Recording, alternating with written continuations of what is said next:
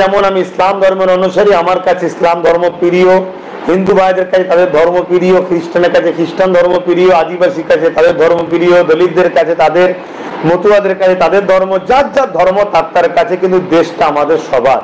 এই দেশ চলবে সংবিধান অনুযায়ী। তাহলে দেখবেন আমরা সবাই নিজের ধর্মীয় স্বাধীনতায় থাকবো, ধর্ম যে যার নির্দয়ে থাকবে, যে যার প্র্যাকটিসে থাকবে, কিন্তু দেশের শিক্ষা, স্বাস্থ্য, কর্মসংস্থান, বাসস্থান, দেশের সার্বভৌমত্বকে নিরাপদে রাখার জন্য সর্বশ্রেণীর পিছিয়ে পড়া মানুষ, সংবিধান প্রেমী মানুষ, আপনারা ঐক্য হন, সংগঠিত হন।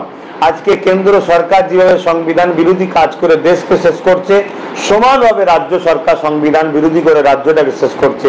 রাজ্যের শিক্ষা, স্বাস্থ্য, কর্মসংস্থান, শিল্প, বেকারত্ব দিনকে দিন বেড়েই চলেছে। তাই সবাইকে আহ্বান জানাবো, সংবিধানের স্বার্থে, দেশের স্বার্থে সবাই ঐক্য হন। এবং আইএসএফ যেভাবে মানুষের কণ্ঠ হয়ে উঠছে, মানুষের আওয়াজ করছে, আমি ব্যক্তিগত একজন ভারতের নাগরিক হিসাবে এবং একজন স্বাধীনতা সংগ্রামীর পরিবার হিসাবে আমি আইএসএফকে সাপোর্ট করছি। আমি আশা রাখবো আপনারাও সকলে আইএসএফ এর পাশে দাঁড়াবেন। বাকি আরো অনেক দল আছে, ছোটখাটো রয়েছে, তারাও যারা ভালো ভালো কাজ করে খেয়াল রাখবেন। কিন্তু টাকা রিপিট আর রিপিট দিদি মোদির এই সরকার যেভাবে দেশ ও রাজ্যকে শেষ করছে, আমাদেরকে এই উভয় সরকারের বিরুদ্ধে সংগঠিত হওয়া দরকার, এটাই আশা রাখবো। যারা বাইরে বাইরে রাজ্যে কাজ করছেন, আজকে বড় বিপদের মধ্যে আপনারা আছেন, আমি জানি, বুঝতে পারছি আপনাদের মুসিবত। আমাদের হাতে ক্ষমতা নাই, ক্ষমতা যাদের হাতে তারাই তো আপনাদের বিপদে ফেলছে।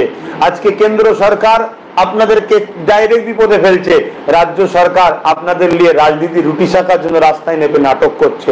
এরা উভয়ই কিন্তু বাঙালি এবং গরিব মানুষদের দুশ্মন। অতএব এদের থেকে আমাদেরকে সজাগ হওয়া দরকার। যত দ্রুত বুঝবেন তত তাড়াতাড়ি বাঁচবেন। না রাজ্য সরকার কি করা স্টেপ নিতে পারে না?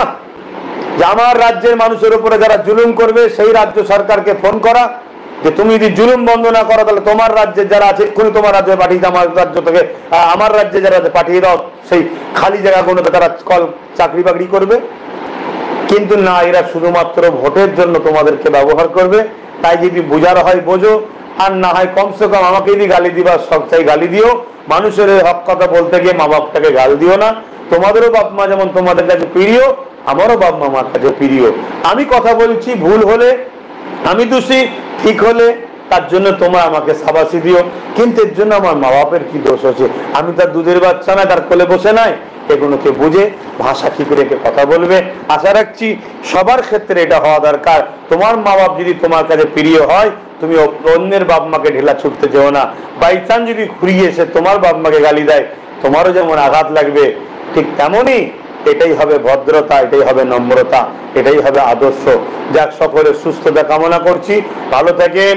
সকলকে আবার একবার আল্লাহ রাব্বুল আলামিনের কাছে দোয়া চাই দেশ ও দেশবাসীর নিরাপত্তার জন্য। সকলে সুস্থ থাকেন, ভালো থাকেন। আসসালামু আলাইকুম ওয়া রাহমাতুল্লাহি ওয়া বারাকাতুহু।